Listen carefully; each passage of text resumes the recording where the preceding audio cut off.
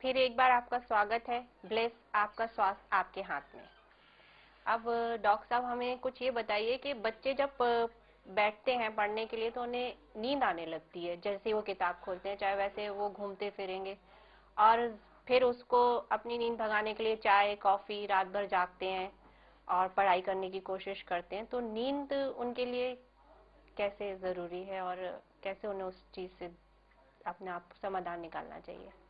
ये आपने बिल्कुल सही जवाब प्रश्न किया, क्योंकि आप देखेंगे कि जो स्टूडेंट होता है वो टालता जाता है कि हम आखिरी मोमेंट पे पढ़ लेंगे, अभी तो बहुत समय है। और जब एग्जाम आती है और पढ़ने बैठते हैं तो वो एकदम से डर जाता है कि हम इसको किस तरह से पूरा करेंगे, और समय कम है और इतने सारे लेसन्स हैं और इनको कवर करना है, और उसको भय सताने लगता है कि जब तक हम रात रात तक जगेंगे नहीं और पढ़ेंगे नहीं तब तक ये लेसन्स पूरे नहीं होंगे। तो अब जब वो पढ़ने बैठते हैं रात में और सवेरे एग्जाम का समय 8 बजे है या 9 बजे है, और देख रहे हैं कि आप 4 बजे तक जगे हुए हो और सिर्फ 2 घंटे की नींद ही आप ले पाए हो, और जब आप अधूरी नींद से आप एग्जाम लिखने जाओगे तो आपकी जो नर्व्स हैं बिल्कुल वीक हो जाती हैं और मेमोरी लॉस होने लगता है, रिकॉल नहीं कर सकते हैं, हाथ पैर कपकपाने लगते हैं, चक्कर आने लगते हैं, और जो भी आपने मेहनत की वो सारी व्यर्थ हो जाती है। लेकिन भाइयों, डरिए नहीं, हम आपको इसका भी समाधान बताते हैं। बहुत सारे समाधान जो विश्व में हमारा सौभाग्य है कि हमारे भारतवर्ष का ये जो ज्ञान है योग, इसका समाधान ये देखा। ये है योग निद्रा। योग निद्रा एक ऐसी क्रिया है जिसमें कि आप आधे घंटे में, मात्र आधे घंटे में, जी हाँ, ये वैज्ञानिक रूप से पूरी तरह से प्रमाणित हो चुका है कि आधे घंटे की योग निद्रा 10 घंटे की नींद के बराबर आपको नर्वस सिस्टम में आराम देगी। और अगर आप आधा घंटा योग निद्रा अच्छी तरह से करके एग्जाम लिखने जाओगे तो आपको नर्वस सिस्टम के अंदर थकान नहीं महसूस होगी। हाँ जी, मैं श्यामबाबू शिवरे बोल रहा हूँ। कौन बोल रहे हैं?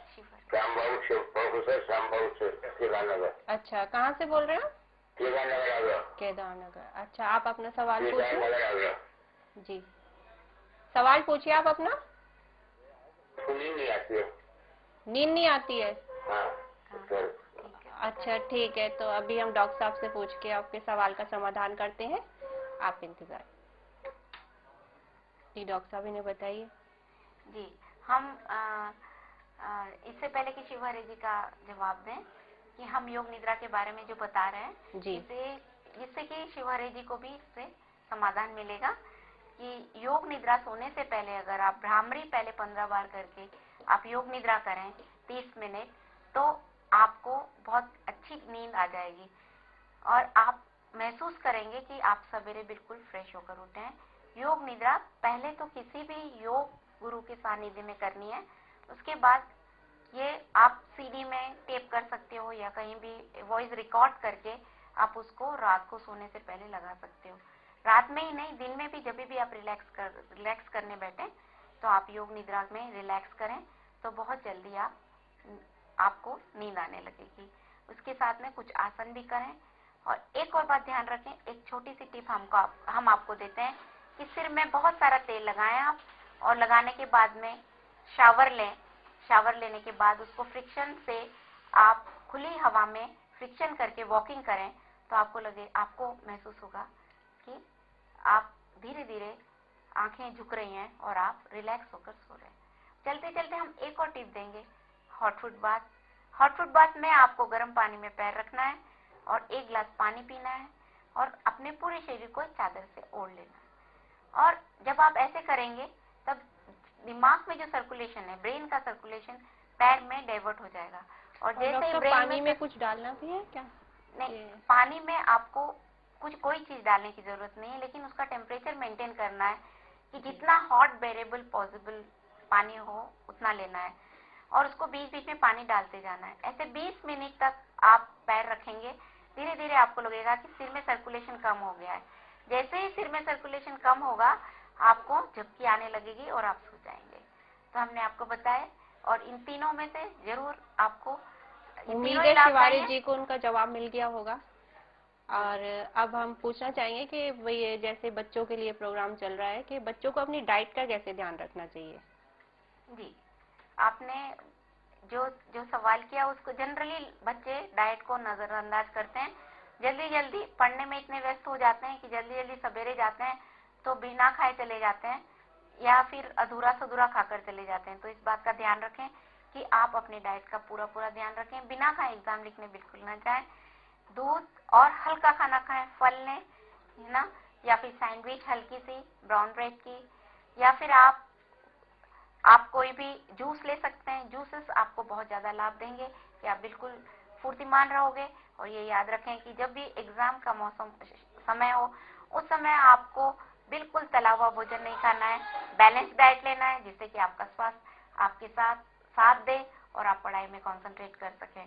जंक फूड ना खाएं, ज्यादा से ज्यादा सलाद लें, ज्यादा से ज्यादा सूप लें और ज्यादा से ज्यादा फाइबर डाइट लें और घर का भोजन करना पसंद करें, बाहर का भोजन ना खाएं जिससे कि कहीं आपको कहीं इन्फेक्शन से ग्रस्त ना होना पड़े या अपच या अजीर्ण से ग्रस्त होना ना पड़े। क्यों?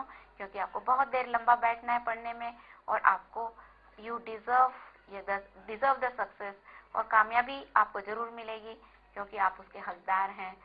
और अगर आप भोजन सही लेंगे, योग को उसका सहयोग लेंगे तो जरूर कामयाब होंगे आप अपने जीवन में, भोजन में। और ध्यान रखें, अंकुरित मूंग, अंकुरित भोजन, अंकुरित मोठ, अंकुरित दालें, बाकी दालें जैसे कि सोयाबीन जैसे या अंकुरित मेथी, इन चीजों का अगर आप नाश्ता करेंगे तो आप बिल्कुल फुर्तीले रहेंगे, आपको नींद नहीं आएगी। और क्योंकि इसे कहते हैं अमृत आहार। अमृत आहार आपके नर्व्स को बिल्कुल अलर्ट रखेगा और आप बिल्कुल चुस्त फील करेंगे। जब भी बीच में भूख लगे आप बिस्किट्स नहीं खाएं, आप खाएं फल, सेब खाएं, चीकू खाएं, अनार खाएं या जूस पिएं। फिर देखें कामयाबी खुद आपकी मंजिल तक आएगी। मंजिल को आपको ढूंढना नहीं पड़ेगा, मंजिल आपको ढूंढेगी। अच्छा डॉक्टर साहब, एक सवाल और है कि आजकल जैसे कंपटीशन का बहुत जमाना है, अगर किसी बच्चे के 90% नहीं है या उसे जो वो सब्जेक्ट चाह रहा है वो नहीं मिल रहा है तो उसे एक डिप्रेशन सा हो जाता है। उससे वो मतलब क्या समझे, अगर उसके 50% है 60% है तो बच्चे अपने को दूसरों के आगे बहुत ही कमजोर या बहुत अपने आप को छोटा महसूस करते हैं, उस पर कुछ रोशनी डालिए। जी, देखिए वही व्यक्ति जीवन में सक्सेसफुल है जिसमें कोई कॉम्प्लेक्स नहीं है, इंफीरियरिटी भी नहीं है, सुपीरियरिटी भी नहीं है। तो जो आप हैं, आप अपने आप से कंपेयर करिए कि मैंने पास्ट में किया, पहले मैंने क्या परफॉर्मेंस दिया और अब मैंने क्या परफॉर्मेंस दिया है। यदि वो अगर आप प्रगति कर रहे हैं तो ये बहुत बढ़िया है कि आप अपने आप से संतुष्ट रहिए। अगर अवनति कर रहे हैं तो ये आपका मौका है देखने के लिए कि ये कौन सी चीजें रही जो मैं नीचे, मेरा जो स्तर है वो नीचे गिरा। आत्म अवलोकन करें, ना कि डिप्रेशन में जाएं, क्योंकि एक बार हारने पर व्यक्ति सतर्क हो जाता है, एक बार पीछे जाने पर व्यक्ति और सतर्क हो जाता है जिससे कि और अलर्ट होकर आगे कामयाबी हासिल करता है। इसीलिए आप दूसरों से अपने आप को कंपेयर नहीं करें, आप अपने आप से कंपेयर करें एंड डू योर बेस्ट। आपकी जो क्षमता है उसके हिसाब से आप बेस्ट करें और आपके इंटरेस्ट के अनुसार ही सब्जेक्ट चुनें। और यदि मान लीजिए आपके किसी चीज में आपका सामर्थ्य नहीं हो और आपका इंटरेस्ट का सब्जेक्ट नहीं हो तो कदापि उस सब्जेक्ट को ना लें, अपने इंटरेस्ट के सब्जेक्ट को ही लें और जिससे कि आपको कामयाबी मिलती चली जाएगी। कंपटीशन एक विचारक ने कहा है कि कंपटीशन वो जलती हुई लौ के समान है। कॉम्पिटिटिव फीलिंग, उससे थोड़ा सा दूर रहकर उसका एहसास किया जाए तो वो आपको इंस्पिरेशन देगी आगे बढ़ने के लिए कि उसने इतनी काबिलियत हासिल की है, मैं भी उसको देखकर आगे बढ़ूं, उसकी तरह से करूं। ये आपको पॉजिटिव कॉम्पिटिटिव स्पिरिट देगी जो कि आपके लिए अच्छी होगी।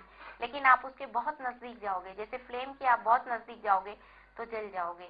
इसी तरह कॉम्पिटिटिव फीलिंग को बहुत ज्यादा अपने नजदीक रखोगे तो आप कभी भी सक्सेस हासिल नहीं कर सकोगे। इसीलिए दोस्तों ये ध्यान रहे कि कॉम्पिटिटिव फीलिंग रहे लेकिन इट शुड बी हेल्दी और इंस्पिरेटिव। आप खुश हों दूसरों को देखकर, जेलस फील ना हो और उनसे प्रेरणा लें, उनके नजदीक जाकर पूछें कि आप उनको ऑब्जर्व करें कि आखिर क्या खास है कि वो व्यक्ति इतनी कामयाबी हासिल कर रहा है। इससे आपको कभी भी डिप्रेशन नहीं होगा। डिप्रेशन ईगो का दूसरा नाम है। यदि व्यक्ति में ईगो होगी, जब सक्सेसफुल होगा तब जब अगर वो इगोइस्टिक फील करेगा, तभी फेलियर होगा तब डिप्रेशन फील करेगा। यानी इसमें अपने आप को इंट्रोस्पेक्ट करें कि अगर आप में डिप्रेशन आ रहा है, यानी आपसे जो छोटे हैं उनको देखकर आप इगोइस्टिक फील हो रहे हैं, आप में सुपीरियरिटी कॉम्प्लेक्स है, क्योंकि ये कंपैरेटिव टर्म है। तो डिप्रेशन होने पर अपने आप पर सेल्फ पिटी ना करें कि मैं डिप्रेशन में जा रहा हूँ, मैं डिप्रेशन में नहीं।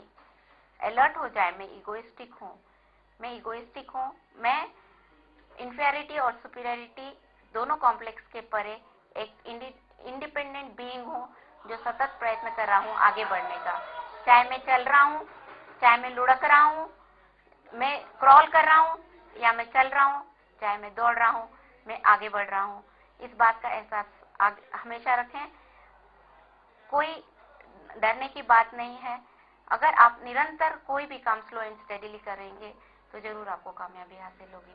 पेशेंस और परसिवरेंस, ये दो चीजों को आप हमेशा अपने साथ रखेंगे तो ऐसी कोई शक्ति नहीं है आपको रोक सके। और एक बात जाते जाते एक और बात ध्यान रखें, आप जो चीज डिजर्व कर रहे हैं उसको वो आपको जरूर मिलेगी, क्योंकि नेचर आपको चुनेगा।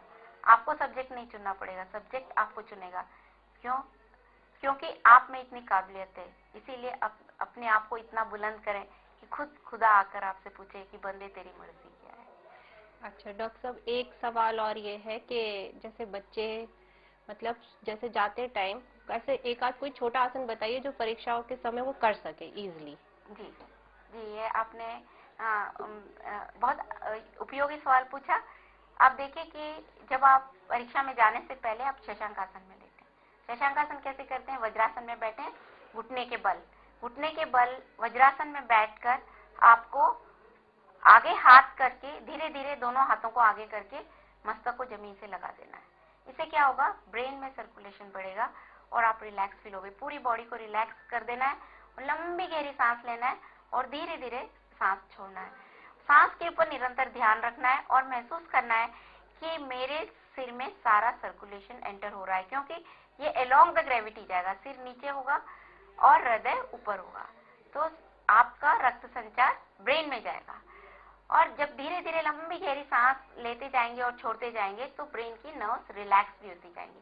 जैसे नर्व्स रिलैक्स भी होती जा रही है, सर्कुलेशन भी बढ़ रहा है। और उसके बाद आप बिल्कुल सीधे होकर वज्रासन में बैठ जाएं, आंखें बंद करके लंबी गहरी सांस लें।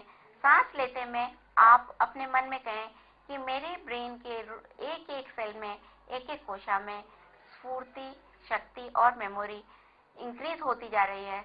और सांस छोड़ते में सारी थकान और सारा डिप्रेशन, सारा तनाव बाहर होता जा रहा है। और जैसे जैसे आप सांस के साथ, हर सांस के साथ सोचें कि मैं अपने तनाव को बाहर छोड़ रहा हूँ। और यदि एग्जामिनेशन के भीतर भी आपको स्ट्रेस हो रहा हो, तब आप सिर नीचे करके अगर थोड़ी देर टेबल पर लेटकर आप सांस के ऊपर ध्यान ले जाएंगे तो उससे भी आपको लाभ होगा। और आपको महसूस होगा कि आप तुरंत आप जो भूल रहे थे टर्म या आपको कोई नंबर भूल रहे हो या कोई सदी भूल रहे हो तो तुरंत आपको याद आ जाएगा। ये बहुत अच्छा मेथड है। और भी कुछ ना सूझे तो लंबी गहरी सांस लीजिए, जैसे कि हमने कहा पेट, छाती, कंधे तीनों फैलाइए और धीरे धीरे सांस छोड़िए। 10 सांस छोड़ेंगे, 10 से 1 उल्टी गिनती गिनते हुए 10 सांसों में ही आप टोटली रिलैक्स हो जाएंगे। तो इससे आपको आराम से एग्जामिनेशन में आप अपना परफॉर्म कर पाएंगे। और ये याद रखें कि अगर कोई कठिन सवाल है तो उसके पीछे उलझने से बेहतर यह है कि आप पहले जो सीधे सीधे सरल, जो आप अच्छी तरह से सामर्थ्य पूर्वक कर रहे हो, इंटेलिजेंटली कर सकते हो, वो पूरा कर डालें। और उस सवाल से आखिरी में उलझें जो आपको उलझा रहा है, तो आपको तनाव नहीं होगा। उस सवाल के बारे में मत सोचें, उस क्वेश्चन के बारे में ना सोचें जो आपको नहीं आ रहा है। नहीं तो जो क्वेश्चन का आंसर आपको आ रहा है उसके साथ में वो जो नहीं आ रहा है वो क्लैश करेगा और आप उसको रिकॉल कर सकोगे। तो इससे आप इजीली एग्जामिनेशन में हंसते हंसते कामयाब हो सकोगे। और दोस्तों, ये छोटी छोटी बातों के योग के सहयोग से आपकी सारी एग्जाम्स ऐसे गुजर जाएंगी यूं जैसे चुटकी में, और आप हर कामयाबी को हासिल करने में कामयाब रहोगे।